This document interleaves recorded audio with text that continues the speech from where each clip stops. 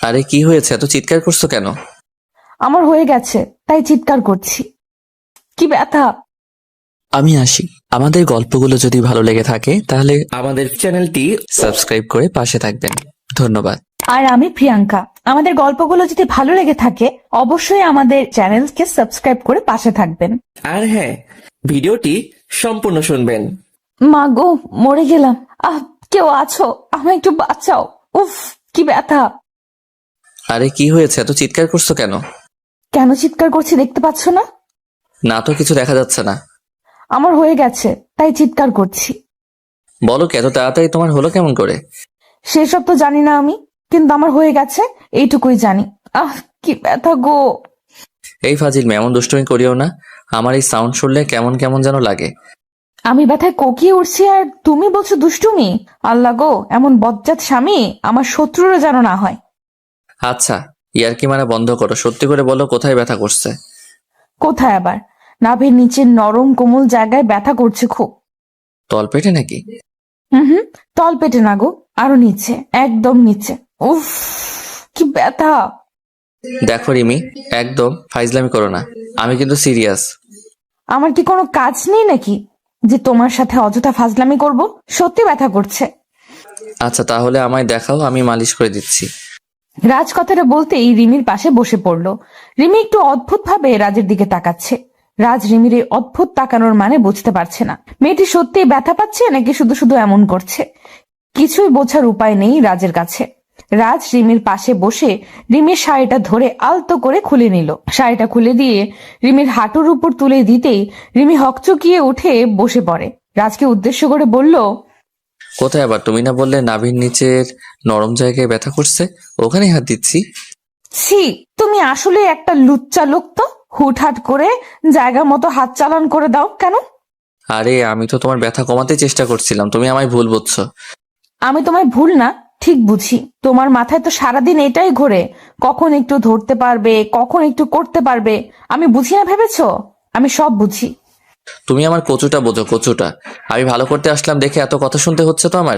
ঠিক আছে, আর ভালো করতে আসবো না। থাকো তুমি তোমার মতো, আমি গেলাম। রাজ রিমির কথায় রেগে যায়। রিমির শাড়ির আঁচলটা আবার জায়গা মতো নামিয়ে দিয়ে রিমির পাশ থেকে উঠে পড়ল সে। রিমি এতক্ষণ ধরে রাজের সাথে মজা করছিল। আসলে একটু পরেই রাজ অফিসের জন্য বেরিয়ে যাবে, ফিরবে সেই রাতে। এতটা সময় ধরে রিমি রাজের থেকে দূরে থাকতে ইচ্ছে করছে না। রিমি চায় সব সময় রাজের কাছে থাকতে, রাজের পাশে থাকতে। তাই রাজকে আটকানোর একটা বুদ্ধি পাকিয়ে রিমি এমনটা করে।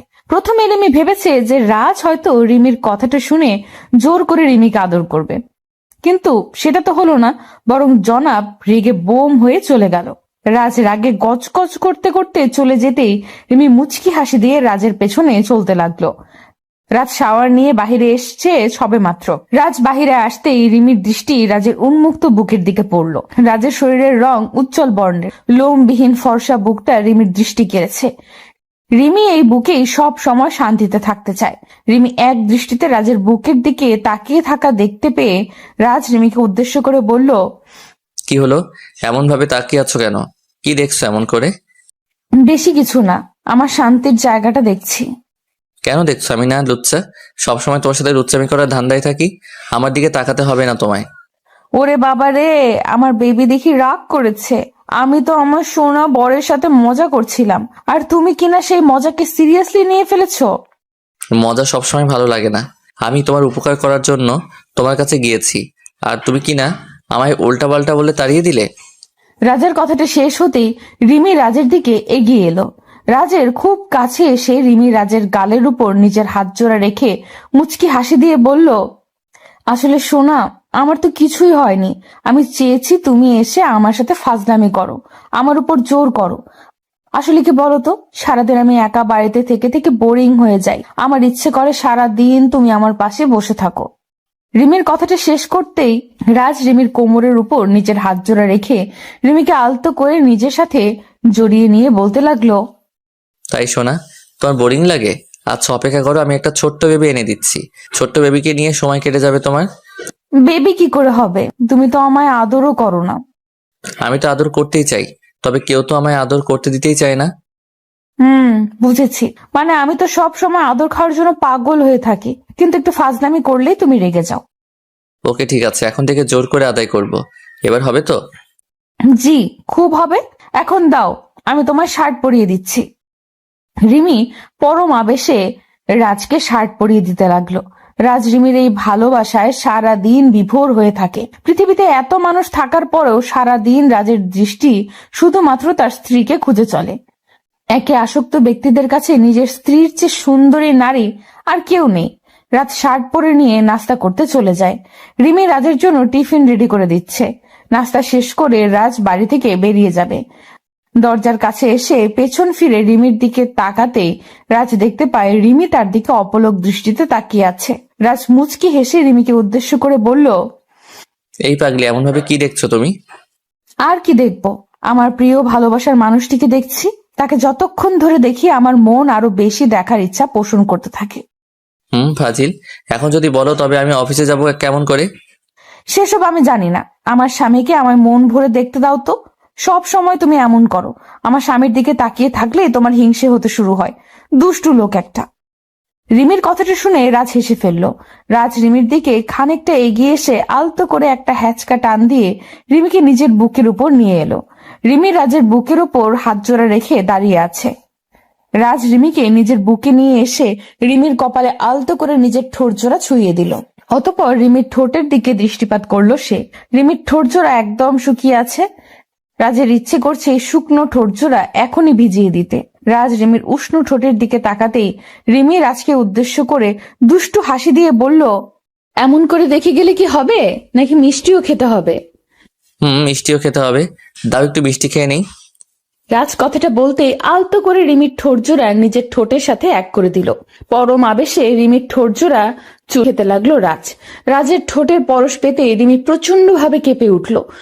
মনে হচ্ছে রিমির সারা শরীরের মধ্যে এক শিহরণ খেলে গেছে। রাজের ইচ্ছে করছে এই ঠোঁটের সব মধু আজ মন ভরে খেয়ে নিতে। একটুও ছাড়তে ইচ্ছে করছে না তার। তবে অফিসের সময় চলে যাচ্ছে, তাই ইচ্ছে না থাকার পরেও রিমিকে ছাড়তে হবে। মিনিট খানেক চুমু খাওয়ার পর রাজ রিমির ঠোঁট জোড়া আলতো করে ছেড়ে দিল। রাজ রিমির ঠোঁট জোড়া নিজের ঠোঁটের বন্ধন থেকে মুক্ত করে দিতেই রিমি খানিকটা হাঁপাতে লাগলো। রিমির গাল ও ঠোঁট ভীষণ রকম লালচে হয়ে আছে। রাজ রিমির দিকে তাকিয়ে মুচকি হাসি দিয়ে বলল, কি হলো জনাবা, ইচ্ছে করছে না বুঝি ছাড়তে? একদম না। আমি তো সেই কখনই ছাড়ার জন্য চেষ্টা করেছি, তবে তুমি তো একদম ডুবে গেছিলে। আমার কি দোষ? হ্যাঁ, বুঝতে পেরেছি কার কি দোষ। এখন এসব বাদ দাও, আমি অফিসে যাচ্ছি, কেমন? সাবধানে থাকবে, ঠিক আছে? তুমিও সাবধানে যাবে, আর অফিসে পৌঁছে একটা কল করবে। ওকে? ওকে, আসছি, কেমন? রাজ রিমির থেকে বিদায় নিয়ে অফিসের জন্য বেরিয়ে যায়। রিমিকে ছেড়ে আসতে মোটেও ইচ্ছে করছিল না রাজের। তবে অফিস না আসলে কাজের ক্ষতি হয়ে যাবে, তাই রাজ বাধ্য হয়ে রিমিকে ছেড়ে আসলো। রাজ গাড়িতে বসে বসে রিমির কথা ভাবছে। মেয়েটি কতটা সহজ ও সরল। রিমিকে যতবার দেখে রাজ ঠিক ততবার মুগ্ধ হয়ে যায়। রিমিকে পছন্দ করা যাবে না এমন কোনো কারণ খুঁজতে গেলে কখনো খুঁজে পাওয়া যাবে না কারণ। তবে তাকে ভালোবাসার কারণ খুঁজতে গেলে কারণের অভাব হবে না। রাজ রিমির কথা ভাবতেই মুচকি হেসে ফেলল। অফিসে এসে রাজ রিমিকে কল করে জানিয়ে দিল দুপুরের দিকে রাজ লাঞ্চ করার জন্য ক্যান্টিনে যায়। রাজ খাবার অর্ডার করতে রাজের পাশে এসে বসে নদী। নদী হলো রাজের কলিগ। নদী এসে রাজকে উদ্দেশ্য করে বলল, রাজ সাহেব, লাঞ্চ করতে এসেছেন বুঝি? জি ম্যাম, দুপুর তো হয়ে গেছে, তাই চলে আসলাম। একসাথে বসে কি লাঞ্চ করা যাবে? হ্যাঁ অবশ্যই, কেন নয়, বসুন না প্লিজ। রাজের সম্মতি পেয়ে নদী রাজের পাশেই বসলো। রাজ কাউকে ইগনোর করে না ঠিক, তবে অন্য নারীর থেকে নিজেকে সব সময় দূরে রাখার চেষ্টা করে সে। নদীকে রাজের একটুও পছন্দ হয় না। মেয়েটা সব সময় রাজকে বিরক্ত করতে চলে আসে। রাজ অনেকবার নদীকে বলেছে যে নদী যেন নিজের লিমিট ক্রস না করে, তবে কি আর করার, মেয়েটার মাথায় কোনো সমস্যা আছে হয়তো। তা না হলে এতবার বলার পরেও রাজের পেছনে ঘুরঘুর করে কেন? রাজ খাবার মুখে তুলে নিতেই নদী রাজকে উদ্দেশ্য করে বলল, তো আপনার দিনকাল কেমন চলছে? সবকিছু ঠিকঠাক আছে তো? জি সব ঠিকঠাকই, আপনার কি অবস্থা? আমার আর অবস্থা, একটা ছেলেকে পাগলের মতো ভালোবাসা, তবে সে তো আমার দিকে ঘুরেও তাকায় না। তাই নাকি? যদি ছেলেটা এমন করে তবে তাকে ছেড়ে অন্য কাউকে খুঁজে নিন যে আপনাকে পাগলের মতো ভালোবাসা দিবে। খুঁজে তো নিতেই পারি, তবে আমার মনটা যেন তার প্রতি আসক্ত হয়ে আছে, তাই কাউকে পছন্দ হয় না। তো এই ব্যাপার, এমনও তো হতে পারে যাকে আপনি পছন্দ করেছেন তারও একটা পছন্দের মানুষ আছে, সেও তার জন্য আপনার মতো আসক্ত। সে যাই হোক, আমার শুধুমাত্র তাকেই চাই, ব্যাস। তাকে না পেলে আমার আর কাউকে নিজের লাইফে কখনো নিতে পারবো না। এটা ভুল কথা। আজ অব্দি কারোর জন্য কারোর জীবন থেমে থাকেনি, জীবন তার নিজ গতিতে চলছে। রাজ ও রিমি আরো কিছু সময় কথা বলল। অতঃপর রাজ খাবার শেষ করে নিজের কেবিনে চলে যায়। সন্ধ্যার দিকে রাজের কাজ শেষ হলো। অফিস থেকে বেরিয়ে রাজ একটা গিফটের দোকানে চলে আসলো। রিমির জন্য কিছু গিফট দিতে চায় সে। একটা কথা কি জানেন, আপনি যখন বাড়ির বাইরে কোনো কাজে থাকেন তখন বাড়িতে থাকা আপনার স্ত্রী আপনার পথ চেয়ে বসে থাকে, আর যখন আপনি বাড়ি ফিরে তার জন্য কিছু না কিছু নিয়ে আসেন তো প্রত্যেকটা স্ত্রী প্রচন্ড খুশি হয়, সেই জিনিসটা যতটাই সামান্য জিনিস হোক না কেন। রাজ গিফটগুলো নিয়ে সব থেকে বেরিয়ে যাবে, ঠিক এমন সময় দুম করে রাজের পথের সামনে চলে আসে নদী। নদী গিফট শপে রাজকে দেখে একটু চমকে গিয়ে বলল, আরে রাজ সাহেব যে, বুঝতে পারলাম না আজ সারা দিন আমার কি কারণে আপনার সাথেই দেখা হয়ে যাচ্ছে। এটা কি কাকতালীয় নাকি অন্য কিছু? কাকতালীয় নয়, আর না অন্য কিছু। এটা হলো কো অ্যাক্সিডেন্ট, এর বেশি কিছু নয়। আপনার হয়তো এটা মনে হচ্ছে, তবে আমার অন্য কিছু মনে হচ্ছে। আপনার যেটাই মনে হোক না কেন সত্যি সত্যিই থাকে। রাজ আর কত ইগনোর করবেন? একটু কি ভালোবাসা দেওয়া যায় না? মানুষের মন হয় কয়টা? একটাই তো। সেই এক মন কতজনকে দেয়া যায় বলুন? আমি বিবাহিত, আর আমি আমার স্ত্রীকে প্রচন্ড ভালোবাসি। তার জায়গায় আর কেউ কখনো আসতে পারবে না। বিয়ে হয়ে গেছে দেখে কি হয়েছে? আমার মধ্যে কি এমন নেই যা আপনার স্ত্রীর কাছে আছে? বলুন আমায়। ভালো একটা মন, যেটা আপনার নেই। একটা কথা জানেন, নারীরা নারীদের শত্রু হয়ে থাকে। এই কথাটার সেরা উদাহরণ আপনি নিজেই। নিজের মাইন্ডকে বদলে ফেলুন, ভালো থাকতে পারবেন। রাজ কথাটা বলতেই একটা বাঁকা হাসি দিল। অতঃপর নদীকে এড়িয়ে গিয়ে সব থেকে বেরিয়ে এলো। রাজ গাড়িতে বসে রিমির কথা ভাবছে। মেয়েটা এই গিফটগুলো দেখলে একদম বাচ্চাদের মতো করে তাকে জড়িয়ে ধরবে। আসলে ভালোবাসা কতটা সুন্দর, তাই না? নিজের প্রিয়জনের খুশির থেকে দামি আর কিচ্ছু হতে পারে না। রাজ বাড়ি এসে কলিং বেল বাজাতে রিমি দৌড়ে এসে দরজা খুলে দিল। রাজ রিমির দিকে তাকাতেই রাজের মনটা শান্ত হয়ে গেল। পাগলিটা রাজকে দেখে মিষ্টি একটা হাসি দিল।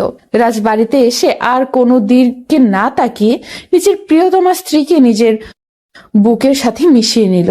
রিমিও ছোট বাচ্চার মতো রাজের বুকে মুখ লুকিয়ে আদুরে গলায় বলতে লাগলো, এখন সময় হলো আসার। জানো, সন্ধ্যা থেকে শুধু অপেক্ষাই করছি কখন তুমি আসবে। তাই যান, আসলে একটু আড্ডা মারছিলাম তাই আসতে লেট হয়ে গেছে। আর আড্ডা মারবো না। রাজের কথাটা শুনে রিমি দুম করে চমকে যায়। রিমি রাজের বুকের থেকে নিজের মাথাটা সরিয়ে নিয়ে একটু অদ্ভুত কণ্ঠে বলতে লাগলো, তুমি জানো আমি কতটা অপেক্ষা করি তোমার জন্য, আর সেই তুমি কিনা আড্ডা মারছিলে। বেশ ভালো তো। আরে পাগলি, একটু আড্ডা না মারলে কি মন ফ্রেশ থাকে নাকি? তাই আড্ডা মেরে মুড ফ্রেশ করছিলাম। ও, আমার সাথে থাকলে বুঝি মুড ফ্রেশ হয় না? আচ্ছা, ফ্রেশ হয়ে নাও, আমি খাবার দিচ্ছি। রাজ বেশ ভালোই বুঝতে পারছে রিমি রেগে গেছে। রাজ তো রিমিকে রাগাতেই এই মিথ্যা বলেছে। রিমি ছাড়া রাজের মন আর কে আছে ঠিক করবে? রাজকে পেছনে ফেলেই রিমি সামনের দিকে এগিয়ে যেতে লাগলো। রাজ আলতো করে রিমিকে পেছন থেকে জড়িয়ে ধরে রিমির ঘাড়ে মুখ গুজে দিয়ে চুমু খেতে খেতে বলল, এই শোনা, রেগে গেছো তুমি? আমি তো তোমার সাথে মজা করছিলাম। আমি তোমায় ছাড়া আর কার সাথে আড্ডা দেবো বলো? আমি তো তোমার জন্য এই গিফটগুলো নিতে গিয়েছি, তাই একটু লেট হয়ে গেছে। মানে? তার মানে তুমি এই আড্ডার কথাটা আমায় রাগাতে বলেছো? জি, একদম তাই। তবে রে ফাজিল, দাঁড়াও তোমার মজা দেখাচ্ছি। রিমি কথাটা বলতেই রাজকে মাইট দিতে ছুটে এগিয়ে আসতে লাগলো। রাজও রিমির থেকে বাঁচতে দৌড়াতে লাগলো। অতঃপর রিমিকে নিজের বুকে টেনে নিল সে। ভালোবাসা এমনই হয়, নিজের প্রিয়জনকে ছাড়া আর কারো সাথে সময় কাটাতে বিন্দু মাত্র ইচ্ছা করে না। ভালো থাকুক এইসব ভালোবাসাগুলো। তোমার এই গর্তটা এত ছোট কেন? আমি ভার্জিন, তাই এটা এত ছোট। ভার্জিন মেয়েদের কি এই গর্তটা ছোট হয়? অন্য সকলের বুঝি বড় হয়? সেটা তো আমি জানি না, তবে শুনেছি ভার্জিন মেয়েদের গর্ত ছোট হয়। উফ, তোমার এই গর্তের দিকে তাকিয়ে আমার মাথা নষ্ট হয়ে যাচ্ছে। ইচ্ছে করছে এটাকে চুমু খাই। ছি, এটাকে কি চুমু খাওয়া যায় নাকি? তোমার কি মুখে কিছু আটকায় না? তুমি আমার ভালোবাসার মানুষ, আর নিজের ভালোবাসার মানুষের সাথে কথা বলতে গেলে কি হিসেব করতে হয় নাকি? এই শুভ, তুমি এমন করে বলো না গো, আমার অদ্ভুত রকম লাগছে। আমার সামনে বের করে রাখতে সমস্যা হয়নি, আর আমি বললেই যত সমস্যা। ফাজিল মেয়ে একটা। আহ, ছাড়ো প্লিজ, লাগছে তো। শুভ নীলার কোনো কথা শুনলো না, আলতো করে নীলার পেটের উপর নিজের হাত ছুঁয়ে দিল। শুভর হাতের স্পর্শ পেতেই নীলার সারা শরীরের মধ্যে অদ্ভুত শিহরণ খেলে গেল। নীলা মৃদু কম্পিত হয়ে শুভর শার্ট দুই হাতে চেপে ধরে আছে। শুভ নীলার নাভির উপর আলতো করে হাত বুলিয়ে দিচ্ছে। আজ নীলার আর শুভর রুম ডেট। 2 বছরের রিলেশনের মধ্যে যদিও একবারও তাদের রুম ডেট হয়নি, এটাই প্রথম রুম ডেট। রুম ডেটের কথা শুনে নীলা তো পুরো ভয় পেয়ে যায়। নীলার ভয়েরও যথেষ্ট কারণ ছিল। ভালোবাসা যতটাই থাকুক না কেন, দিন শেষে তো তারা দুটি ভিন্ন মানুষ। তাদের মধ্যে কোনো প্রকার বৈবাহিক সম্পর্ক নেই। যদি শুভ তাকে জোর করে তখন কি হবে, এটা ভেবেই নীলা ভয় পাচ্ছিল। সরাসরি দুবার না করে দিলেও পর মুহূর্তে খানিকটা বাধ্য হলো সে। কি আর করবে, ভালোবাসার মানুষটির আবদার পূরণ না করলে সে কষ্ট পাবে। নীলা শুভকে নিজের জীবনের থেকেও বেশি ভালোবাসে, আর তার ভালোবাসার টানই নীলা ছুটে আসে শুভর কাছে। রুম ডেটে গিয়েই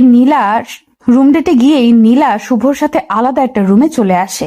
রুমে বসতে গিয়েই আচমকা ভুল করে নীলার পেটের উপর থেকে শাড়ির আঁচলটা সরে যায়, যার কারণে নীলার নাভিটা শুভর চোখের সামনে স্পষ্ট হয়ে যায়। শুভ নীলার নাভি দেখতেই একটা ঘোরে চলে যায়, অপলক দৃষ্টিতে তাকিয়ে থাকে নীলার নাভির দিক। তারপর কি হলো তা তো দেখলেনি। শুভ নীলার নাভিতে হাত বুলিয়ে দিতে লাগলো। কিছু সময় হাত বুলিয়ে দিতেই নীলা খানিকটা বিরক্ত হয়ে যায়। দুম করে শুভর হাত নিজের পেটের ওপর থেকে সরিয়ে দিয়ে নীলা বলতে লাগলো, এসব কি হচ্ছে? তোমায় না বলেছি আমার এসব পছন্দ নয়? তোমার পছন্দ না হতেই পারে, তবে আমার তো বেশ পছন্দ। ইচ্ছে করছে ঠোঁটের পরও সেঁকে দিতে।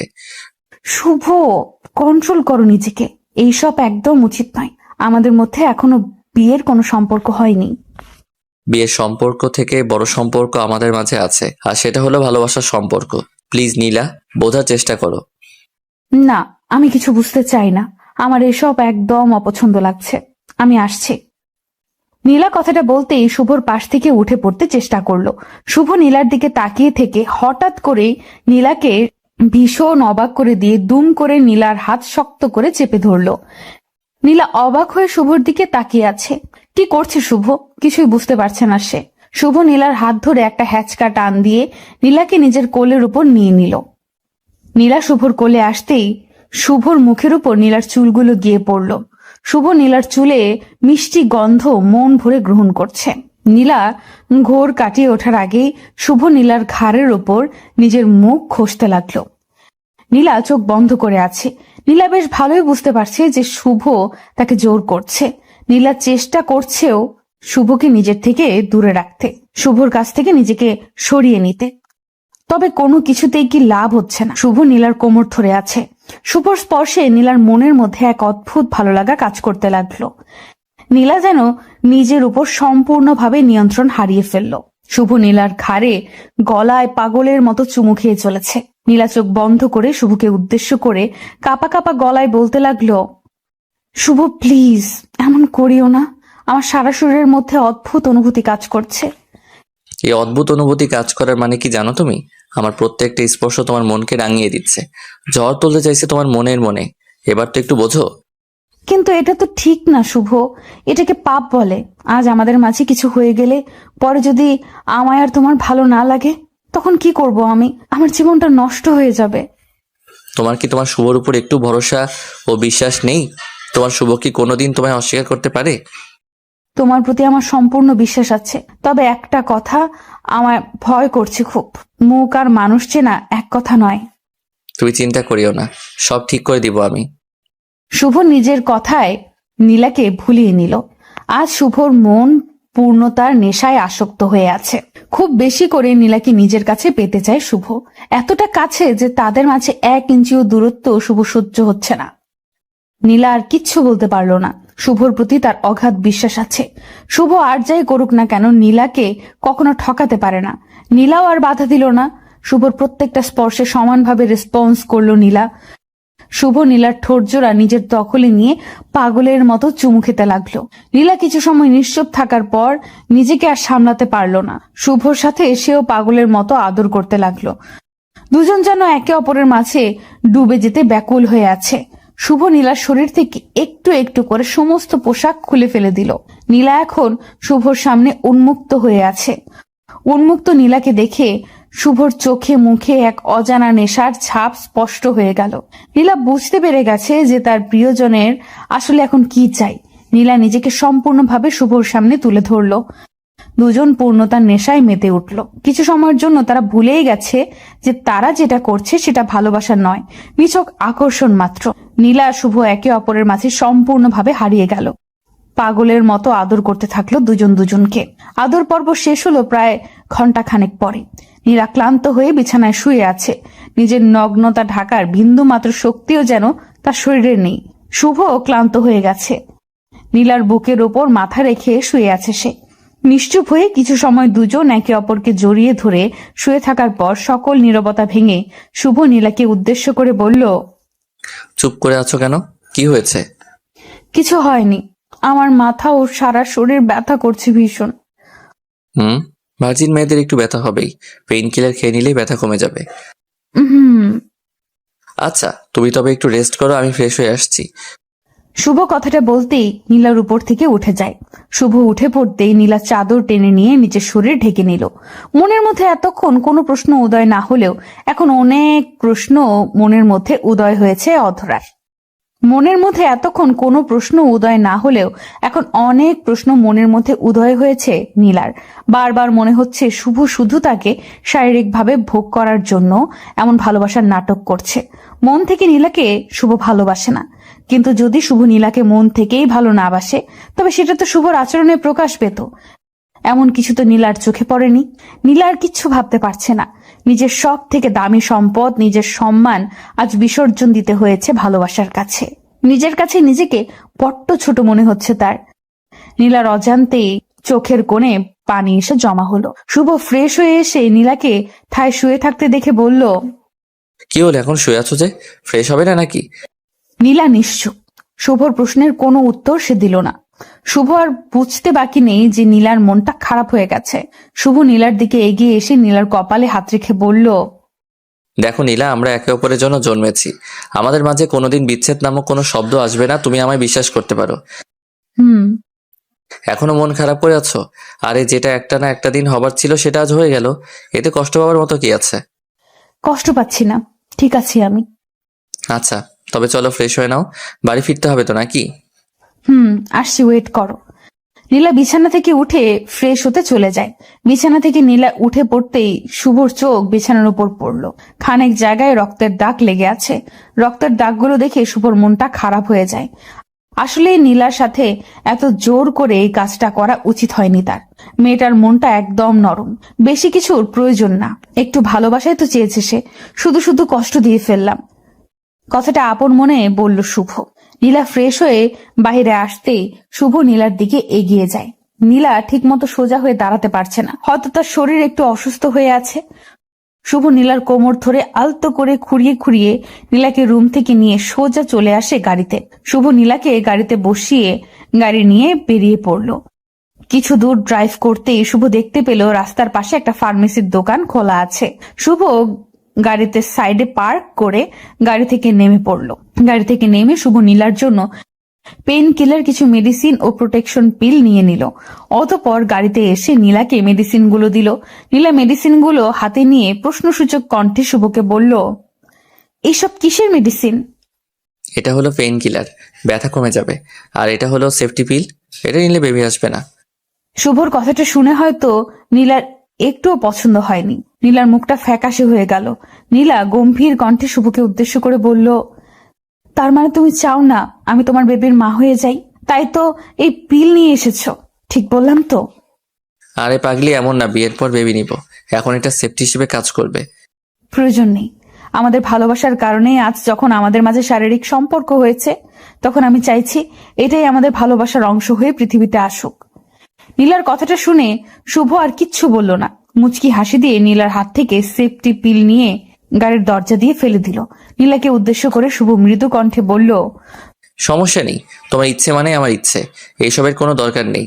খুব শীঘ্রই আমরা এক হয়ে যাব, অপেক্ষা করো। শুভ কথাটা বলতেই গাড়ি স্টার্ট করলো। নীলাকে নীলার বাড়িতে ছেড়ে দিয়ে শুভ নিজ বাড়িতে চলে যায়। নীলার সাথে শারীরিক সম্পর্ক হবার পর শুভ আর আগের মতো নীলার সাথে কথা বলে না। নীলা কল করলে শুভ বারবার এক কথাই বলে, বিজি আছে সে। নীলা বুঝতে পারলো না কিছু। হঠাৎ করে তার ভালোবাসার মানুষটির এমন পরিবর্তন নীলাকে ভাবিয়ে তুলছে ভীষণ। নীলার এতটুকু তো বেশ বুঝতে পারছে যে শুভ তাকে এড়িয়ে চলছে, অবহেলা করছে। তবে বেহায়া মন বারবার তার কাছেই ফিরে যায়, যার কাছে তার কোনো মূল্য থাকে না। নীলা সারাদিন ঘরের মধ্যে শুয়ে বসে কাটায়। একটু একটু করে নীলা যেন ডিপ্রেশনে আক্রান্ত হয়ে পড়েছে। একদিন দুম করে নীলার প্রচন্ড বমি হতে লাগলো। নীলা দ্রুত প্রেগন্যান্সি টেস্ট করাতেই বুঝতে পারলো নীলা মা হতে চলেছে। নীলা বুঝতে পারছে না যে সে এই সংবাদে খুশি হবে নাকি দুঃখ পাবে, কারণ নীলার গর্ভেতেই সন্তান একটু একটু করে বড় হয়ে উঠছে। সেই সন্তানের বাবা তো তার মাকে স্বীকার করতে প্রস্তুত নয়, সেখানে এই বাচ্চাটাকে কি করে স্বীকার করবে? নীলা কিছু ভেবে না পেয়ে শুভকে কল করলো। দুবার রিং হতেই শুভ কলটা পিক করলো। কলটা পিক করতেই ওপার থেকে নীলা শুভকে উদ্দেশ্য করে বলল, শুভ, আমি মা হতে চলেছি। Wow, good news. মিষ্টি কোথায়? শুভ, আমি মজা করছি না, সত্যি বলছি। একটু আগেই টেস্ট করে জানতে পারলাম। তো আমি কি মজা ভেবেছি নাকি? আর তুমি প্রেগনেন্ট, তো আমার কি হয়েছে? তোমার কি হয়েছে মানে? মাথা ঠিক আছে তো তোমার? কি সব পাগলের মতো বলছো? কি সব বলছি মানে? আমার মাথা আর আমি সব ঠিক আছে। তুমি বলো কি জন্য আমায় কল করেছো?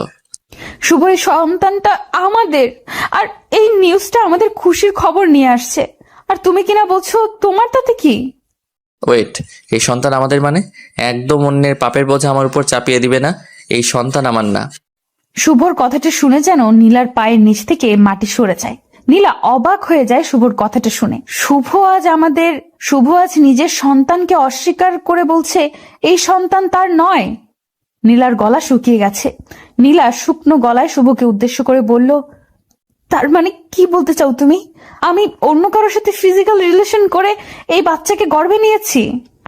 সবকিছু তো আর আমার বলাই হবে না, এমনটা হতেও তো পারে। যাই হোক, তোমার ভালোর জন্য আমার একটা মেসেজ হলো যে তুমি এই বেবিকে নষ্ট করে ফেলো। এতে করে তোমার লাইফে আর কোনো ধরনের পেইন আসবে না। শুভর কথাটা শুনে নীলার চোখ থেকে আপনা আপনি পানি টপ টপ করে গড়িয়ে পড়তে লাগলো। নীলা নিজেকে শান্ত করতে পারছে না। বুকের মধ্যে অদ্ভুত রকম কষ্ট হচ্ছে তার। নিজের ভালোবাসার মানুষটিকে সবকিছু উজাড় করে দেওয়ার পর আজ সেই ভালোবাসার মানুষটি তাকে নিয়ে, তার চরিত্র নিয়ে কথা বলছে। শুভর কথাগুলো কোনোভাবেই যেন নীলা সহ্য করতে পারছে না। নীলা খানিকটা শক্ত গলায় শুভকে উদ্দেশ্য করে বলল, বাহ, অসাধারণ উপহার দিলে তুমি। তোমার আর আমার ভালো চাইতে হবে না। আমি আমার ভালো ঠিক বুঝে নিব। ভুলটা আমার ছিল, সমাধানও আমার করা লাগবে। ভালো থেকো তুমি। নীলা কথাটা শেষ হতেই দুম করে কলটা কেটে দিল। ফোনটা সুইচ অফ করে দিয়ে নীলা বালিশের সাথে মুখ চেপে কান্না করতে লাগল। নিজের জীবনের আজ শেষ করে দেওয়া ছাড়া আর কোনো উপায় নেই। নীলা একটা ভুলের কারণে আজ দুটি জীবন নষ্ট হতে চলেছে। নীলা কোনোভাবেই নিজের মনকে বোঝাতে পারছে না যে শুভ তার সাথে প্রতারণা করেছে। মেয়েরা আসলেই বোকা। একটু ভালোবাসা পাবার লোভে তারা নিজের সব কিছু দিয়ে দিতে পারে, আর দিন শেষে প্রতারিত হয়। নীলা কান্না করছে। হঠাৎ করে শুভ অনুভব করলো কারো একটা হাত নীলার কাঁধের উপর পড়ছে। নীলা মুখ ঘুরিয়ে পেছনে তাকাতেই দেখতে পায় শুভকে নিজের রুমে দেখে নীলা চমকে যায়। নীলা প্রশ্নসূচক কণ্ঠে বলে উঠল, তুমি আমার রুমে কি করছো? আচ্ছা, তোমায় নিয়ে যেতে এসেছি, তাও নিজের স্ত্রী করে। অনেক তো কাজ করলাম, এখন নিজের পরিবারকে সময় দেওয়ার পালা। মানে কি সব বলছো তুমি? একটু আগে তো বললে আমার চরিত্রে। দৌড় পাকলি, মজাটাও দেখি বোঝো না তুমি।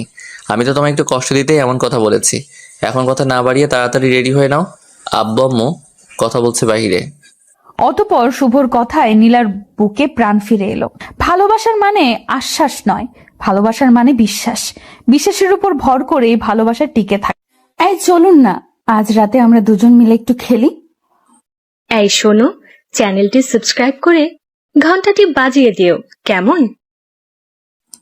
ঠিক আছে, কিন্তু কি খেলবে? ওই যে ওই খেলাটা। কোন খেলাটা? আরে যেটাই আপনি আমারটা খাবেন আর আমি আপনারটা খাবো। মিলির কথাটা শুনে মাহির চমকে গেল। হঠাৎ করে মিলি এই খেলাটা এতদিন পর খেলতে চাইলো কেন? মাহির বুঝতে পারছে না। বিয়ের প্রায় 2 মাস হয়ে গেছে, এখনো মিলি মাহিরের মাঝে কোনো শারীরিক সম্পর্ক হয়নি। যদি মাহির চেষ্টা করে মিলির সাথে কিছু একটা করতে, ঠিক তখনই মিলি সরাসরি মাহিরের সাথে একটা সিন ক্রিয়েট করে ফেলে। মাহির তো এটাই বুঝতে পারে না যে মিলি কেন এমন করে। লোকলজ্জার ভয়ে মাহির হয়তো মিলিকে জোর করে না ঠিক, তবে মনে মনে মাহির এটাই চায় মিলির সাথে যেন তার স্বামী স্ত্রীর সম্পর্কটা হয়। মাহির কিছু সময় চুপ থেকে অতঃপর মিলিকে উদ্দেশ্য করে হাস্যোজ্জ্বল মুখ নিয়ে বলল, মিলি, তুমি সত্যি বলছো তো ওই খেলা খেলবে? আপনাকে মিথ্যা কেন বলবো? আমি সত্যি বলছি, চলুন খেলা শুরু করি। উফ মিলি, আমি তো বিশ্বাস করতে পারছি না তোমার কথাটা। কত বছরের স্বপ্ন আমার আজ পূর্ণ হবে, ভাবতেই কেমন কেমন যেন লাগছে। হায় আল্লাহ, বলেন কি? আগে কখনো খেলেননি নাকি? এমন করছেন মনে হচ্ছে এটাই জীবনে প্রথম। ধুর, তুমিও না কি যে বলো। আমি এর আগে খেলবো কার সাথে? আমি এমন ছেলে না, ওকে। আমি পরনারীর দিকে কখনো খারাপ দৃষ্টিতে তাকাইনি। আর বলছো আমি কি না খেলবো? হয়েছে হয়েছে, আপনি যে কত সাধু তা আমার জানা আছে। এখন কথা না বাড়িয়ে রেডি হয়ে নিন, খেলবো আমরা। 2 মিনিট সোনা, আমি এমনিতেই খেলার জন্য সবসময় রেডি হয়ে থাকি। এই নাও, একদম রেডি হয়ে গেলাম।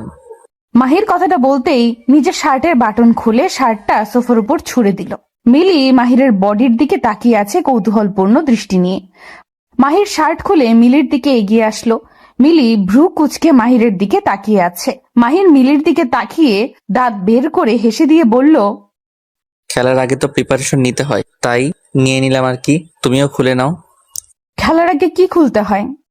জামা কাপড় খুলতে হয় আর কি। আমি শুনেছি খেলার আগে খুলতে তো হয় ঠিক, তবে সেটা হলো লুডুর কোর্ট। আপনি কোন খেলার কথা বলছেন? এই ওয়েট ওয়েট, তুমি কি খেলার কথা বলছো? একটু পরিষ্কার করে বলো তো, আমি তো তোমার কথাই বুঝতে পারছি না। আমি লুডো খেলার কথা বলছি। মানে এতক্ষণ ধরে তুমি এই লুডো খেলার কথা বলেছো, আর আমি কি না? আপনি কি না কি। মিলি ভ্রু কুচকে কথাটা বলতেই মাহির কিছু সময় মাথাটা নিচু করে রেখে অতঃপর মাহির মিলির কাছে এসে বসলো আর মিলির হাত ধরে বলতে লাগলো, দেখো মিলে, আমার না ভীষণ ইচ্ছে করছে সব স্বামী স্ত্রী যা যা করে ওইসব করতে। তোমার কি কোনো ফিলিংস নেই? সবাই কি করে, আর আমার মধ্যে তো অনেক ফিলিংস আছে। বলুন আপনি কি করে আপনাকে ফিলিংস দেখাবো আমি? দেখো কি কি করে, তুমি শুধু চুপ করে আমার আদরগুলো অনুভব করো। বলুন আপনি কি করে আপনাকে ফিলিংস দেখাবো আমি? মাহির কথাটা বলতেই মিলির কোমর ধরে আলতো করে মিলিকে নিজের কাছে টেনে নিল। মিলি চুপ হয়ে মাহিরের দিকে তাকিয়ে আছে। মাহির মিলির ঠোঁটের দিকে মুগ্ধ দৃষ্টিতে তাকালো। মিলির ঠোঁটজোড়া এতটা সুন্দরভাবে মাহিরের দিকে তাকিয়ে আছে যে মনে হচ্ছে কোনো গোলাপের পাপড়ি সদ্য ফুটেছে। মাহির মিলির ওই রসালো ঠোঁটের দিকে নিজের ঠোঁটজোড়া এগিয়ে নিয়ে যেতেই মিলি দুম করে মাহিরকে সজোরে একটা ধাক্কা মেরে দিল। মিলির ধাক্কা খেয়ে মাহির খানিকটা দূরে সরে যায় মিলির কাছ থেকে। মাহির মিলির দিকে কৌতূহলপূর্ণ দৃষ্টি নিয়ে তাকাতেই মিলি রাগে গজগজ করতে করতে মাহিরকে উদ্দেশ্য করে ভীষণ কর্কশ কণ্ঠে বলতে লাগলো, ছি, আপনাকে আমি কতটা ভালো মানুষ মনে করেছিলাম, অথচ আপনিও এতটা নোংরা হবেন আশা করতে পারিনি আমি। মিলি, আমি নোংরামির কি করলাম? আমি তো তোমায় ভালোবাসি আর তোমায় আদর করতে চাইছি, এতে নোংরামি কোথায় পেলে? আপনি যেটাকে ভালোবাসা বলছেন সেটা আসলে নোংরামি, এটা আমি খুব ভালো করে জানি। পুরুষ মানুষ কাছে আসা মানেই পাপ। আপনি আমার সাথে এইসব কাজ করার চেষ্টা করছেন, আমায় পাপের ভাগী করতে চাইছেন। মানে কি সব বলছো? স্বামী স্ত্রী এইসব করবে না তো কি করবে? আর আমার বাবা মা আর তোমার বাবা মাও তো এইসব করেছে, এতে পাপের কি আছে? মাহিরের কথাটা হয়তো মিলির একটুও ভালো লাগেনি। মিলির চোখ জোড়া হঠাৎ করে রক্তবর্ণ ধারণ করে নিল। মাহির মিলির ঠোঁটের দিকে তাকিয়ে ভয় চুপসে গেল। বুঝে উঠতে পারলো না সে কি এমন বলেছে যার কারণে মিলির এতটা রাগ উঠে গেছে। মাহির একটা ঢোক গিলে মিলিকে ভয়ে ভয়ে কণ্ঠে বলল, মিলি, তোমার চোখ জোড়া এমন হয়ে আছে কেন? আমি কি কিছু খারাপ বলেছি? চুপ, একদম চুপ। আপনি এতটা অসভ্য লোক, ছি। আপনি কিনা আমার বাবা মাকে নিয়ে বাজে কথা বললেন। আপনি এতটা লুচ্চা একটা লোক, ছি। মিলি, কি বলছো জানো তুমি? স্বামী স্ত্রী এইসব করে, এটা কোনো পাপ না। বিয়ের পর স্বামীর সাথে কিছু করাকে পাপ বলে না, একটু তো বোঝার চেষ্টা করো। আপনি আমায় বোকা পেয়েছেন। খুন বিয়ের আগে করলে ফাঁসি হবে, আর বিয়ের পর করলে বুঝি হবে না? আপনি আমায় যা বোঝাবেন আমি তাই বুঝবো, তাই না? মিলি রে মিলি, আমি তোরে কেমনে বুঝে এখন তুই যেটা বলছিস সেটা পাগলের মতো কথা। স্বামী স্ত্রীর ভালোবাসার আরেক নাম পূর্ণতা। শারীরিক সম্পর্ক না হলে আমাদের কোনো দিন বেবি আসবে না, আর না আসবে সংসারের শান্তি। এইবার তো বুঝো। মাহিরের কথাটি শুনে মিলি কান্না করে দিল। মাহির যথেষ্ট রেগে আছে। আর বিয়ের পর থেকে মিলির এসব ফালতু কথা সহ্য করে চলেছে মাহির। আর কত সহ্য করবে সে? বিয়ের পর স্বামী স্ত্রীর মাঝে যদি কোনো সম্পর্ক নাই থাকে তবে বিয়ে করার কি আছে? মিলিকে কান্না করতে দেখে মাহির অবাক হয়ে যায়। হঠাৎ করে আবার কি হলো এই মেয়ের যে কান্না করতে লাগলো? মাহির মিলিকে উদ্দেশ্য করে বলল, এই আবার কি হলো তোমার? কান্না কেন করছো? মিলি মাহিরের কথায় কোনো উত্তর দিল না। এই ধ্যানে কান্না করেই যাচ্ছে। মিলির কান্না দেখে মাহিরের মনে মনে রাগ হতে লাগলো। এখনই মিলির কান্নার শব্দ অন্য সবাই শুনতে পাবে আর এখানে ছুটে আসবে। মাহির নিজের মাথাকে একটু শান্ত করে মিলিকে উদ্দেশ্য করে বলল, দেখো মিলি, কান্না করিও না প্লিজ। তুমি এমনভাবে কান্না করলে এখনই কেউ চলে আসবে। প্লিজ কান্না করিও না। কান্না করবো না তো কি করব? আপনি আমায় বকেছেন। আমি আর এই বাড়িতে থাকবো না। আমি এক্ষুনি আমাদের বাড়িতে চলে যাব। চলে যাবে মানে? কেন চলে যাবে?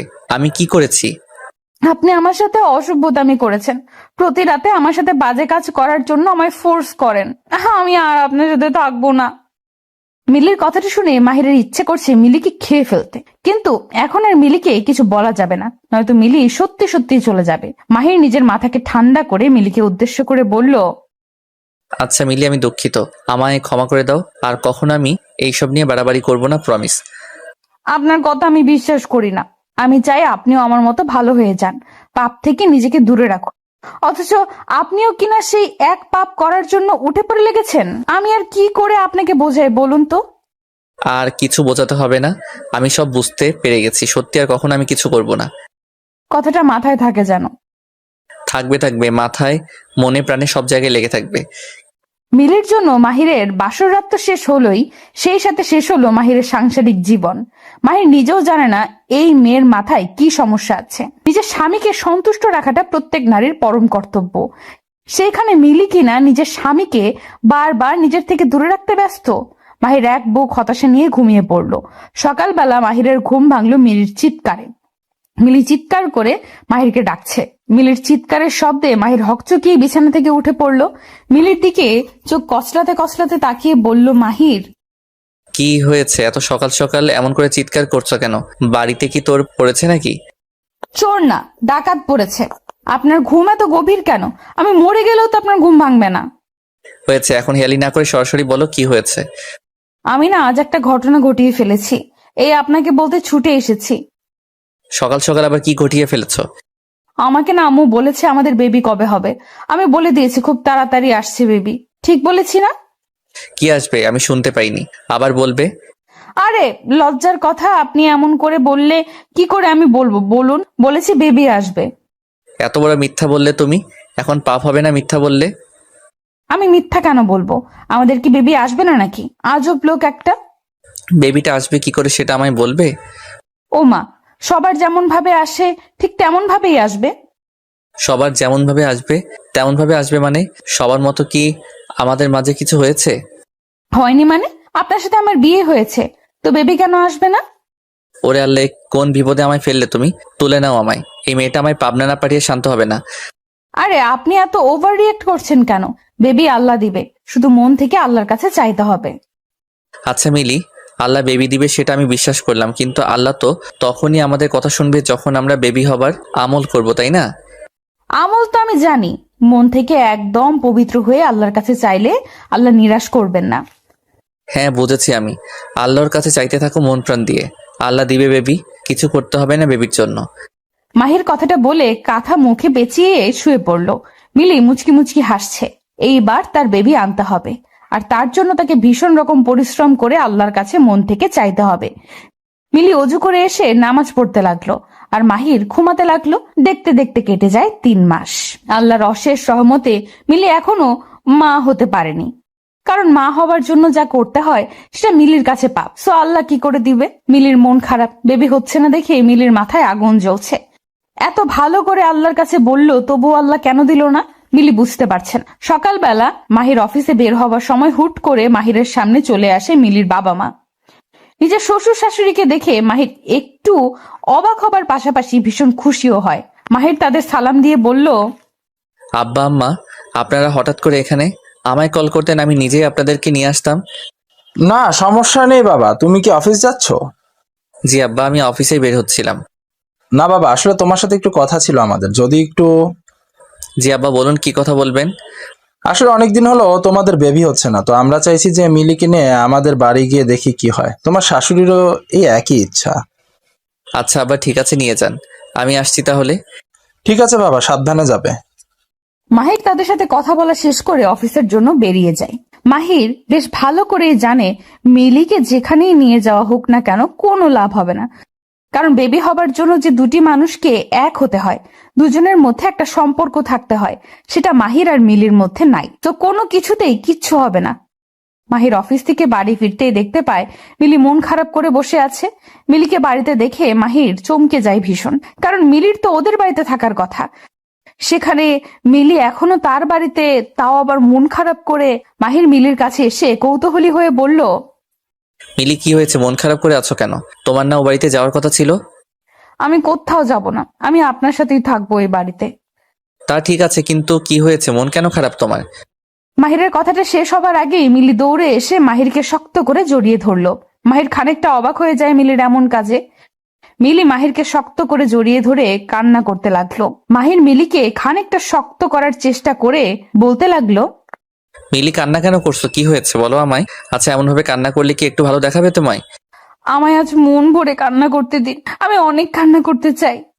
কিন্তু কেন? হুট করে কারণ ছাড়াই কি কেউ কান্না করে বলো? আমি জানি না কে করে আর না করে, তবে আমি করব। পাগলি একটা। আচ্ছা বলো, তোমার কান্নার কারণ কি? আমি বিয়ের পর থেকে একটা ভুল ধারণা মনের মধ্যে পোষণ করে আপনাকে অনেক অনেক কষ্ট দিয়েছি। হয়তো আমার কাজের জন্য আমি কখনো ক্ষমা পাবো না। কষ্ট কোথায় দিয়েছো? সব ঠিক আছে তো? আপনি আর একটাও কথা বলবেন না। কষ্ট দিয়েছি কি দেইনি তা আমি জানি। আপনি আমায় ক্ষমা করে দিন, আর কখনো আপনাকে কষ্ট দিব না আমি, প্রমিস। সেসব ঠিক আছে, কিন্তু হয়েছেটা কি? বিয়ের পর আমি যেটাকে পাপ বলতাম সেটা পাপ নয়, সেটাই আসল ভালোবাসা। এটা আমি এত পরে বুঝতে পেরেছি। আমার বেবি লাগবে, আপনার আদর লাগবে, আপনার ভালোবাসা লাগবে। প্লিজ আমায় ক্ষমা করে দিয়ে নিজের বাহু ডোরে আঁকড়ে নিন। পাগলি একটা। আমি তো আগেই বলেছিলাম এটা পাপ না, বরং ভালোবাসা। আমায় বোঝার ভুল ছিল, আমায় ক্ষমা করে দিন না প্লিজ। কান্না বন্ধ করো। আমি কখনো তোমার কাছে কষ্ট পাইনি, আর যখন কষ্ট পাইনি তখন ক্ষমা করার কি আছে? I love you. I love you so much. Mahir মিলিকে শক্ত করে নিজের বাহু ডোরে আঁকড়ে ধরলো। আজ আর তাদের দুজনের মাঝে বিন্দু মাত্র দূরত্ব নেই। দুটি হৃদয় ও মন আজ একসাথে। আপনি আমার দুধে হাত দিচ্ছেন কেন? আমি আম্মুকে বলে দিব। যাকে ইচ্ছা বলো, তোর দুধ ধরতে আমার ভীষণ ভালো লাগে। আমার দুধ ধরতে আপনার ভালো লাগলেই আপনি ধরবেন নাকি? আমার ভালো লাগলে আমি ধরবো। আচ্ছা, তোর দুধটা এত গরম কেন? যে গরম পড়েছে সবকিছু গরম হয়ে যাচ্ছে, আর এটা তো দুধ, গরম তো হবেই। গরমকাল দেখে কি এত গরম হয়ে যাবে নাকি? এই দুধ ধরতে মনে হচ্ছে হাতে ফোসকা পড়বে আমার। তাহলে ধরেছেন কেন? ছেড়ে দিন না। আপনি যদি এখন আমার দুধের উপর থেকে হাত না সরান, তাহলে আমি চিৎকার করে কান্না করব। রিমির কথা শুনে রাজ হেসে ফেললো।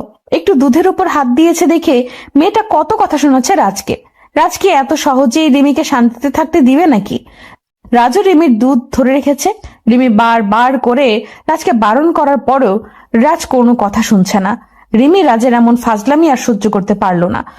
চরম বিরক্ত হয়ে রিমি ন্যাকা কান্না করে দিয়ে চিৎকার করে নিজের আম্মুকে ডাকতে লাগলো। আম্মু, দেখো রাজ ভাই আমার দুধ ধরছে বারবার, আমি বারণ করার পরেও ছাড়ছে না উনি। যত খুশি ডাক, বাড়িতে আন্টি নেই, আমার হাত থেকে তোকে বাঁচানোর মতো কেউ নাই। ও, এই জন্যই আপনার সাহস এত বেড়েছে তাই না? আপনি আসলে একটা পচা লোক। আমি পচা লোক তো কি হয়েছে? এমন ভাবে চিৎকার করছিস মনে হচ্ছে আমি তোর দুধ ধরে আছি। তো কার দুধ ধরে আছেন? এই দুধ তো আমারই। এই দুধ তোর কি করে হয়? এই দুধ তো গরুর। তুই কি গরু নাকি? গরুর দুধ গোয়ালি বিক্রি করেছে আর আমি কিনে নিয়েছি, তার মানে এইটা এখন এই দুধ আমার? ওরে কি লজিক রে! শোন, আমি গরুর দুধ ধরেছি আর আমি এখন এটা খাবো। তুই চুপটি করে বসে থাক, তা না হলে কি? তা না হলে কিন্তু এই দুধ ছেড়ে অন্য কোনো দুধ খাওয়া শুরু করে দিব। ছি ছি ছি, এইসব কি ধরনের কথা? আপনার লজ্জা করে না এসব বলতে? এক ফোঁটাও লজ্জা করে না আমার? বেশি কথা বললে আরো অনেক কথা বলবো আমি। রাজের কথা শুনে রিমি চুপ হয়ে যায়। রাজ সময় সময় তার বাড়ি এসে তার সামনে এমন ফাজলামি করবে রিমি অনেক সহ্য করেছে, তবে আজকাল রাজের কোনো কিছুতেই সে সন্তুষ্ট হতে পারে না। হুট করে রিমিকে আই লাভ ইউ বলাই হোক বা রিমিকে জড়িয়ে ধরা, কোনো কিছুতেই রাজ দুবার ভাবে না। রাজের এমন কার্যক্রমে রিমির পরিবারও কিছু মনে করে না, করবেই বা কেন? রাজের মতো ভালো ছেলে আর কোথাও আছে নাকি? রিমির জন্য এই ছেলেটাই পারফেক্ট। রিমিকে চুপ হয়ে থাকতে দেখে রাজ মলিন কণ্ঠে বলতে লাগলো, এই রিমি, কি ভাবছিস তুই? তোকে এমন কাকতাড়ুয়ার মতো বসে থাকা দেখলে আমার একটু ভালো লাগে না। তো কি করব, নাচবো নাকি এখন? তুই নাচতে চাইলে নাচতে পারিস, আমি কোনো সমস্যা নেই। আপনার দুধ খাওয়া হয়েছে? এই তো প্রায় শেষ, কিন্তু কেন? আরো দুধ দিবি নাকি? একদম বাজে কথা বলবেন না। আপনার চোখের দৃষ্টি আমার কাছে ভালো মনে হচ্ছে না। আমি কিছু বললেই তো তোর কাছে সেটা খারাপ হয়ে যায়। ভালো কথার তো আজকাল কোনো দামই নেই। আপনার এসব লুচ্চা কথার মানে আমার খুব ভালোই জানা আছে। এখন কি মিন করেছেন তা আমি বেশ ভালোই বুঝতে পারছি। তাই নাকি? সবটা যখন বুঝতেই পেরে গেছিস তবে দূরে রেখেছিস কেন? কাছে চলে আয়, একদম মিশে যা আমার সাথে। পাগল হয়ে গেছেন নাকি? এসব ফাজলামি একদম আমার পছন্দ নয়। ফাইজলামি কে করছে তোর সাথে? আমি সত্যি কথা বলছি নিজের মন থেকে। হয়েছে, এসব কথা বলিয়েন না। আপনার উপর আমি অনেক রেগে আছি। আপনি আমার দুধ খেয়ে ফেলেছেন, এখন আমি কি করব? আমি যখন তোর দুধ খেয়েছি তখন তুই আমার দুধ খেয়ে নে হিসাব বরাবর। আপনার দুধ কোথায় পাবো আমি? এই যে আমার আছে না, এইগুলো থেকে নিয়ে নে যত ইচ্ছে তত দুধ। রাজ কথাটা বলতেই নিজের শার্ট দুটোর বাটন খুলে ফেললো। রাজ শার্টের বাটন খুলে দিতেই রিমির চোখের সামনে খানিকটা উন্মুক্ত হলো রাজের বুক। জিম করা বডি রাজের, দেখতেও সে সুদর্শন। সব দিক দিয়ে বিবেচনা করলে এক কথায় রাজ অতুলনীয়। রিমি রাজের দিকে এক দৃষ্টিতে তাকিয়ে আছে। জিম করা বডি রিমির ভীষণ পছন্দের। রিমি জিম করা বডি পছন্দ করে দেখে রাজ জিমে গিয়ে বডি বিল্ডিং করেছে। রিমি রাজের দিকে কিছু সময় তাকিয়ে থেকে নিজের চোখ নামিয়ে নিল। রিমি চোখ নামিয়ে নিতেই রাজ মুচকি হেসে রিমিকে উদ্দেশ্য করে বলল, কি হলো, চোখ নামিয়ে নিলি যে? আমাকে পছন্দ নয় বুঝি তোর? দেখুন রাজ ভাইয়া, এইসব ঠিক না। আমি আপনাকে আগেই বলেছি আমার কাছাকাছি আসিয়েন না। পরে কিছু হয়ে গেলে তার দায় আমি নিতে পারবো না।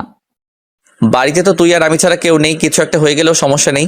যেটা বিয়ের পরে পাবো তা বিয়ের আগে পেয়ে গেলেও সমস্যা নেই। আপনি কিন্তু বেশি বেশি করছেন। আমি কিন্তু এখন বাড়ি থেকে চলে যাব। কোথায় আর যাবি? দিন শেষে আমার বুকে ফিরতে হবে তোকে। রাজ কথাটা বলতেই বাঁকা হাসি দিয়ে রিমির দিকে এগিয়ে আসে। রিমি রাজের চোখের দিকে তাকিয়ে আছে। রাজের চোখগুলোর মধ্যে এক অদ্ভুত নেশা কাজ করছে। রিমি ভাবছে, রাজ আজ যদি তাকে কিছু করে ফেলে তাহলে কি হবে। রাজ এক পা করে রিমির দিকে এগিয়ে আসতে লাগলো। রিমিও রাজের দিকে খানিকটা পিছিয়ে যেতে লাগলো। রাজকে এখন ভীষণ ভয় করছে তার। এই ছেলে কি না কি করে ফেলে। রিমি পিছিয়ে যাবার এক পর্যায়ে দুম করে দেওয়ালের সাথে ধাক্কা খায়। পিছিয়ে যাওয়ার পথ শেষ। রাজ রিমির কাছাকাছি আসতেই আলতো করে রিমির কোমরের উপর নিজের হাত রাখলো। রিমির কোমরে রাজের স্পর্শ পেতেই রিমির সারা শরীরে কারেন্ট বয়ে যায়। প্রবল ভাবে কেঁপে উঠল রিমির সারা শরীর। রিমি রাজকে উদ্দেশ্য করে কাঁপা কাঁপা কণ্ঠে বলতে লাগলো, এসব কি করছেন? আপনি আমার ধৈর্যের পরীক্ষা করিয়েন না। আমি কিন্তু নিজের মধ্যে আর থাকতে পারবো না। তো হারিয়ে যা না, আমি তো এটাই চাই তুই নিজেকে আমার সাথে সঁপে দিস। আর আমি তোকে অনেক আদর করি। কিন্তু এটা তো ঠিক নয়, এটা তো পাপ। পাপ পুণ্যের হিসেব করতে আমি এখানে আসিনি। তাছাড়া আমায় তুই তোর দুধ খাইয়ে আমার মাথা খারাপ করে দিয়েছিস। এখন আমি তোকে আদর করবই করব। আমায় আটকাতে পারবে না কেউ। রাজ কথাটা বলতেই রিমিকে জড়িয়ে নিল নিজের বুকে। রিমিকে শক্ত করে জড়িয়ে ধরে রাজ রিমির পিঠের উপর হাত বুলিয়ে দিচ্ছে। রিমি রাজের প্রত্যেকটা স্পর্শে বারংবার কেঁপে কেঁপে উঠছে।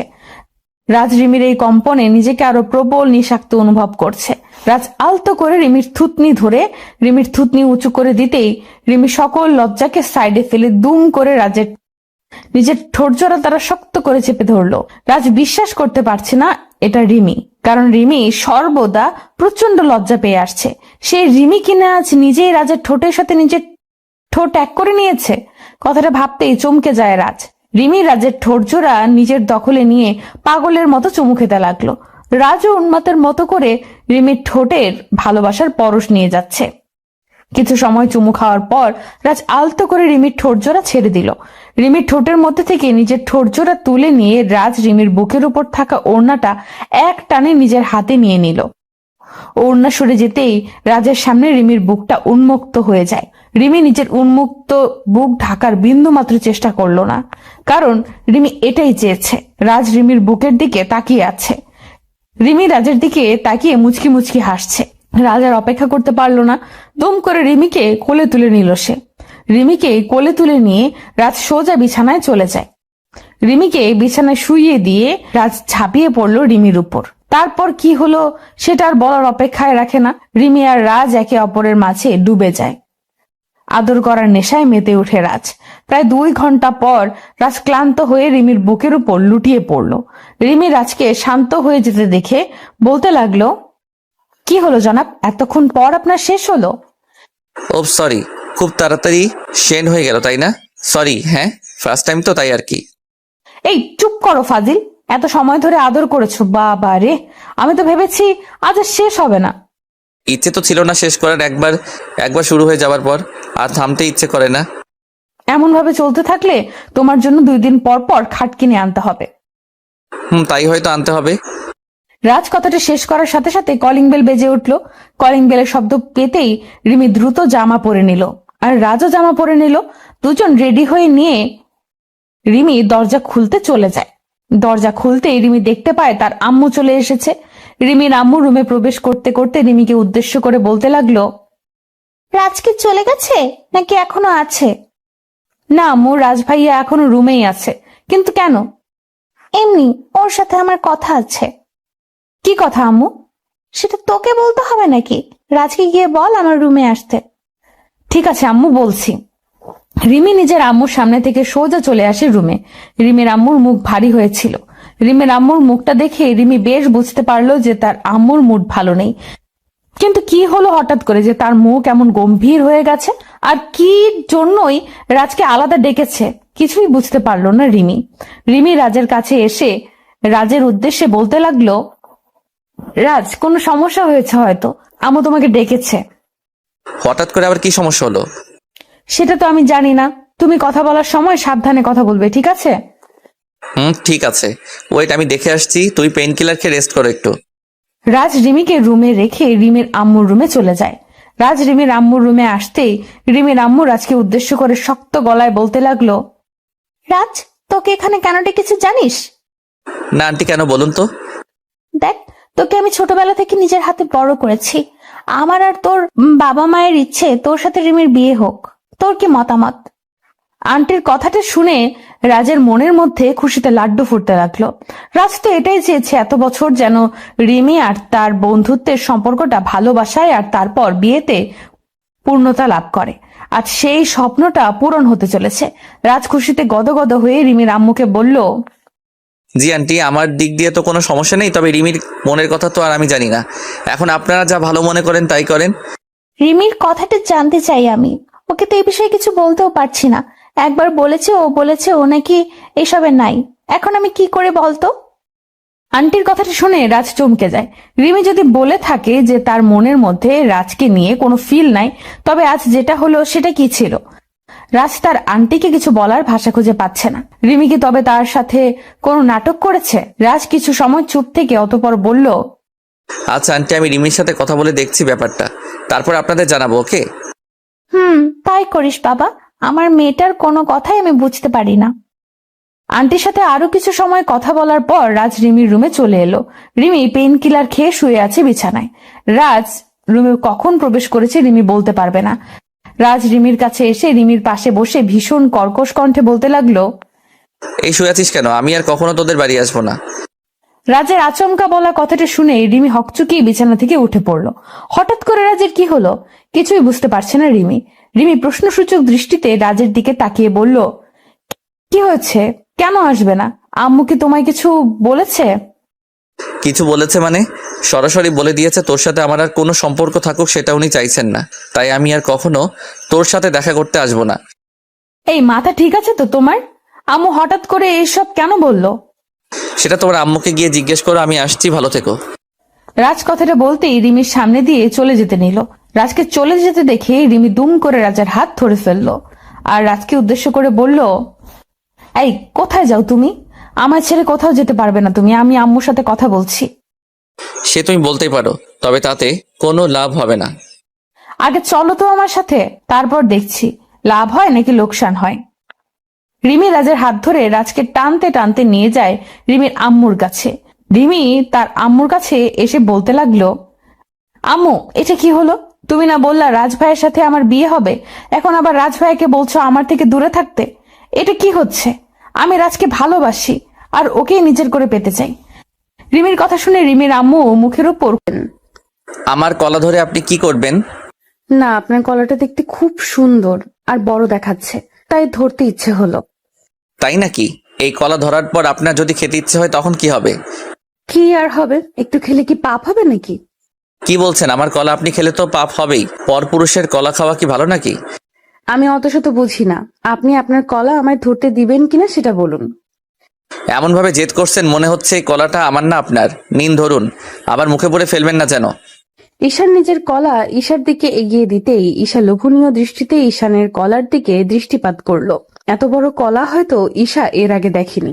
ঈশা কলাগুলো নিজের হাতে নিতেই ঈশানকে বলতে লাগলো, এত বড় কলা কোথা থেকে পেলেন? আমার তো দেখেই খেতে ইচ্ছে করছে। কোথা থেকে আবার? আমার নিজের কলা এটা। অনেক যত্ন নিয়ে এটাকে এত বড় করেছি। ভালো না লেগে উপায় আছে কি? সত্যি বলেছেন, এই কলাটা দেখে তো সেটাই মনে হচ্ছে। আমি অনেক দেখেছি কলা, তবে আপনারটার মতো এত সুন্দর কলা দেখিনি কারো কাছে। দেখবেন কেমন করে, সবাই কি আর এমন করে বানাতে পারে? জি, কিছু বললেন? না, বললাম সবার কাছে থাকলে কি আর আপনি আমার কাছে আসতেন কলা ধরার জন্য? কিছু মনে করবেন না, আপনার কথাগুলো আমার কেমন যেন ভালো মনে হচ্ছে না। কি করে মনে হবে? কারণ আমি কথাগুলোই তো এমন ভাবে বলছি। কি আবার কিছু বললেন? না, বললাম শুধু কি কলাগুলো পছন্দ হয়েছে নাকি কলার মালিককেও পছন্দ হয়েছে? আপনাকে পছন্দ হওয়ার কি আছে, আপনার কলাগুলোই পছন্দ হয়েছে আমার। লে, এই প্রথম শুনলাম কোনো মেয়ের কলা পছন্দ হয়, অথচ কলার মালিককে পছন্দ হয় না। এটা কোনো কথা? হ্যাঁ, এটাই কথা। আচ্ছা বলুন, আপনার কলার দাম কত? মানে আমি দুটো কলা নিতে চাই। আমি ক্রয় করে নিয়ে এসেছি কি বিক্রি করার জন্য নাকি? আমি এগুলো বিক্রি করার জন্য নিয়ে আসিনি ম্যাম। ওকে, তাহলে বলুন কোথা থেকে নিয়েছেন, আমিও নিব। একবার বললাম তো আমার নিজের কলা। নিজের কলা কি আর কোথাও থেকে দিতে হয় নাকি? ও ঠিক আছে, আসছি তবে। ঈশা কথাটা বলতেই চলে যেতে নিল। ঈশান ঠায় দাঁড়িয়ে আছে। এত কষ্ট করে দীর্ঘ 2টি ঘন্টা দাঁড়িয়েছিল একটু ঈশার সাথে কথা বলার জন্য, অথচ ঈশার সাথে কথা বলার আগে ঈশা চলে যেতে চাইছে। এটা কি ঈশান মেনে নেবে নাকি? ঈশান ঈশার পেছন পেছন দৌড়ে এগিয়ে এসে ঈশাকে পেছন থেকে বলল, এই ম্যাম, আপনি কি রাগ করলেন নাকি? না, রাগ করার মতো কি আছে? না, কেন জানি মনে হলো আপনি রেগে গেছেন। আচ্ছা, এই কলাগুলো আপনার পছন্দ হয়েছে? পছন্দ হয়েছে বলেই তো বললাম আমায় দিয়ে দিতে। ওকে, তাহলে নিন। কত দিতে হবে? ভালোবাসার কি কোনো দাম হয় মিস? হোয়াট, কি সব বলছেন আপনি? আর আমি বলছি যে কাউকে ভালোবেসে কিছু দেওয়াতে কি দাম ধরতে হয় নাকি? আপনার ইচ্ছে হয়েছে নিয়ে যান, গাছের কলা, আমার কি? কিন্তু আমি তো আপনার থেকে এমন ভাবে কিছু চাইছি না। আমি দাম দিতে প্রস্তুত আছি, আপনি বলুন না। বললাম তো লাগবে না, নিয়ে যান প্লিজ। ঈশান কথাটা বলে ঈশার হাতে কলাগুলো ধরিয়ে দিয়ে চলে যায়। ঈশা তো অবাক হয়ে আছে ঈশানের কাজে। ঈশানের সাথে ঈশার পরিচয় তেমন একটা গভীর সময়ের নয়। ঈশা আর ঈশান কলেজে যাওয়ার পথে একসাথে যায়, সেখান থেকেই তাদের পরিচয়। আজ বিকেলবেলা ঈশা কোচিং শেষ করে বাড়ি ফেরার পথে ঈশানের সাথে তার দেখা হয়। ঈশানের সাথে দেখা হতেই ঈশা দেখতে পায় ঈশানের হাতে কলা আছে, আর কলাগুলো দেখতে খুব সুন্দর। তাই ঈশা ঈশানের কাছে কলাগুলো চাইলো। ঈশান প্রথমে নাটক করে পরে আবার দিয়ে দিল। ঈশা আর কিছু ভাবতে পারলো না, সোজা নিজের বাড়িতে চলে আসলো। বাড়িতে এসে ঈশা কলাগুলো নিজের রুমে নিয়ে গিয়ে কলার খোসা ছাড়িয়ে নিতে চেষ্টা করলো, তবে কোনোভাবেই কলার খোসা ছাড়ানো যাচ্ছিল না। ঈশাকে কলার খোসা ছাড়াতে দেখে ঈশার ছোট বোন এসে ঈশাকে উদ্দেশ্য করে কৌতূহলপূর্ণ কণ্ঠে বলল, আপু এইসব কি করছিস তুই? কিছু না রে, এই কলার খোসা ছাড়িয়ে নেওয়ার চেষ্টা করছি। তুই কি বোকা, দেখতে পাচ্ছিস না এগুলো রাবারের কলা? এগুলো কি খাওয়া যায় নাকি? রিমির কথা শুনে ঈশার টনক নড়ে। ঈশা খানিকটা ভ্যাবাচাকা খেয়ে গিয়ে রিমিকে বলল, কি বলছিস তুই? এগুলো রিয়েল কলা, আমি আমার এক পরিচিত লোকের থেকে নিয়েছি। যার থেকে নিস না কেন, সে তোর সাথে মজা করেছে। আসলে আপু তুই এতটা বোকা কি করে হতে পারিস? আসল নকল কিছুই বুঝিস না। রিমি কথাটা বলতেই রিমি কথাটা বলে হাসতে হাসতে চলে যায়। ওইদিকে ঈশার মাথায় হাত দিয়ে ভাবতে লাগলো এই কলাগুলো ফেক কি করে হতে পারে, আর ঈশানী বা তার সাথে এমন মজা কেন করবে। ঈশা আরো একবার কলাগুলো হাতে নিয়ে ভালো করে পরীক্ষা করে দেখলো। এবার যেন রিমির কথাটাই সত্যি হয়েছে, এই কলাগুলো আসলেই রাবারের। ঈশা এই কলাগুলো রাবারের দেখে রাগে ফুঁসতে লাগলো। এত বড় ধোঁকা তার সাথে কি করে হতে পারে। ঈশা রাগের কারণে কলাগুলো মাটিতে ছুঁড়ে মারলো। ইচ্ছা করছে ঈশার এক্ষুনি ঈশানের চুলগুলো টেনে ছিঁড়ে ফেলতে। কি অসম্ভব ছেলে একটা, এমন ভাবে কি কেউ কাউকে ধোঁকা দেয়।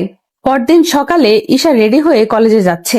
কিছু দূর যাওয়ার পর ঈশা দেখতে পেল ঈশানও তার পেছনে পেছনে আসছে। ঈশা এই সময়ের জন্য অপেক্ষা করছিল।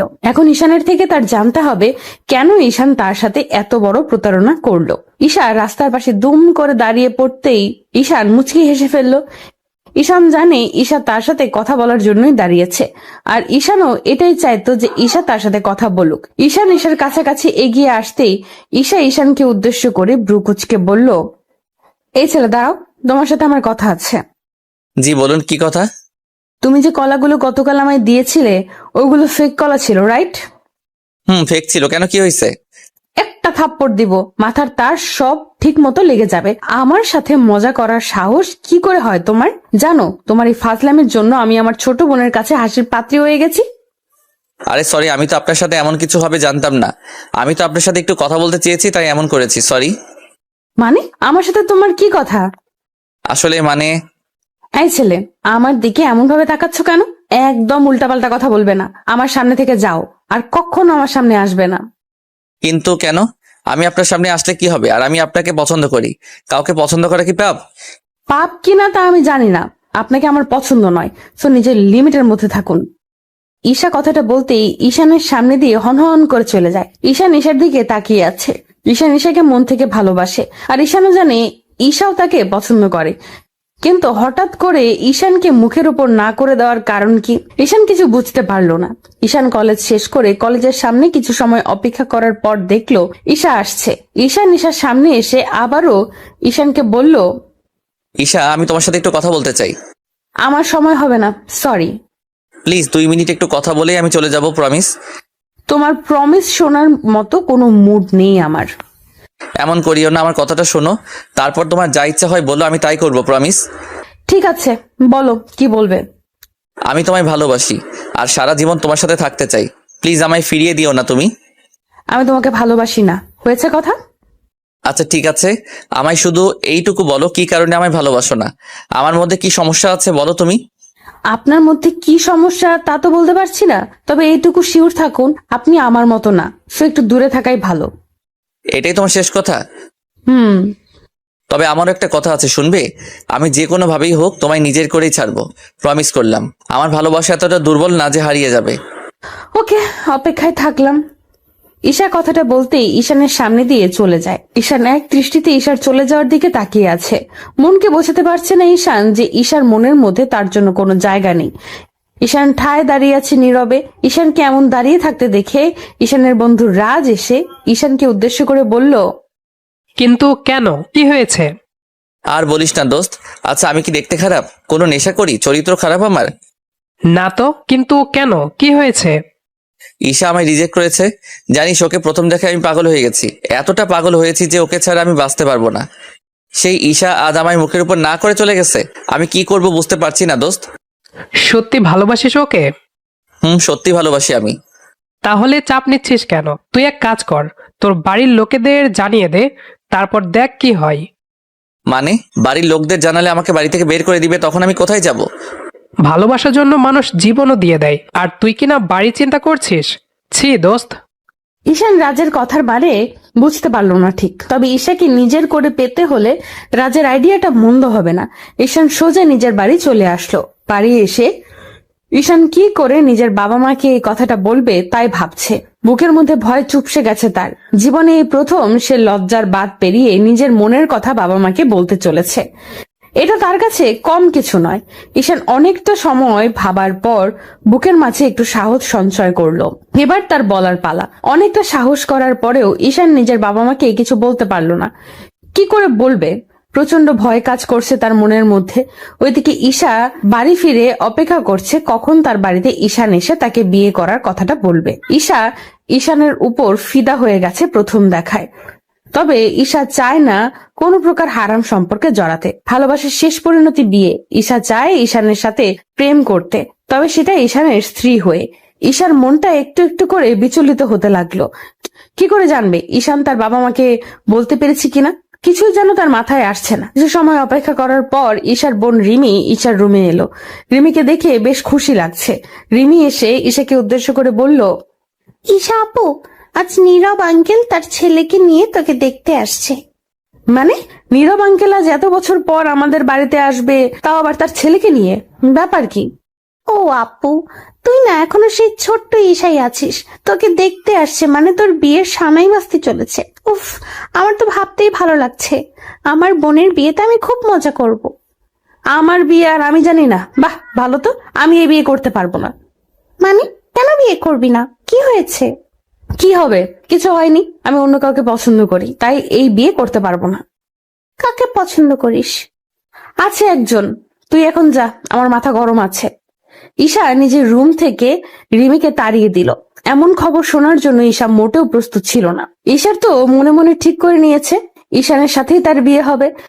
এখন আবার কোথা থেকে এই আঙ্কেল আর তার ছেলে চলে আসলো, কিছুই বুঝতে পারলো না ঈশা। বিকেল বেলা ঈশার আঙ্কেল ও তার ছেলে ঈশার বাড়িতে আসলো। তারা ঈশাকে নিয়ে কথা বলছে। ঈশাকে খানিকটা বাধ্য করা হয় সাজতে। ঈশা মনে মনে সিদ্ধান্ত নিয়ে নিয়েছে এই ছেলেকে সে রিজেক্ট করবে আর ঈশানের জন্য অপেক্ষা করবে। কিছু সময় যাবার পর ঈশাকে তাদের সামনে আনা হলো। সবাই ঈশার দিকে তাকিয়ে আছে অপলক দৃষ্টিতে। ঈশার মা ঈশার মুখের উপর থেকে ঘোমটা তুলে দিতেই ঈশা চোখ তুলে তাকালো। চোখ তুলে তাকাতেই ঈশা চমকে উঠল। এই কি দেখছে সে? নিজের চোখকেও যেন বিশ্বাস করা দায় হয়ে পড়েছে তার। ঈশা দেখতে পেল তার সামনে বসে আছে ঈশান। ঈশানকে দেখে ঈশার ঠোঁটের কোণে হাসির ছাপ স্পষ্ট হয়ে পড়ল, তবে মুখের ওপর কৌতূহলী ভাবটা কাটলো না। সকলের কথা বলা শেষ হতে ঈশা আর ঈশানকে আলাদা কথা বলার জন্য নিয়ে যাওয়া হলো। ঈশা আলাদা কথা বলতে এসেই ঈশানকে উদ্দেশ্য করে বলে উঠল, এই তুমি এখানে কেমন করে? তুমি কি আগে থেকে সব জানতে নাকি? কচু জানতাম। আমিও তো জানতাম না কার সাথে আজ দেখি করতে এসেছি। আমি এখানে এসে বুঝলাম তোমাকে দেখতে এসেছি। আমার তো মাথায় কাজ করা বন্ধ করে দিয়েছে। এটা কি করে সম্ভব হলো? সত্যি ভালোবাসা এমনই হয়, পূর্ণতা ঠিক খুঁজে নেয়। আর আমি বলেছিলাম না আমার ভালোবাসা আমি পূর্ণতা দিব। বিধাতা হয়তো এটাই চেয়েছে। হয়তো বা। তো এখন বলো, ভালোবাসো কি আমায়?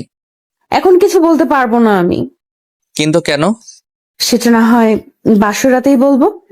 ঈশার ঠোঁটের কোণে মিষ্টি হাসিটা দেখে ঈশানের আর বুঝতে বাকি থাকলো না যে ঈশার মনের কথাটা কি হতে পারে।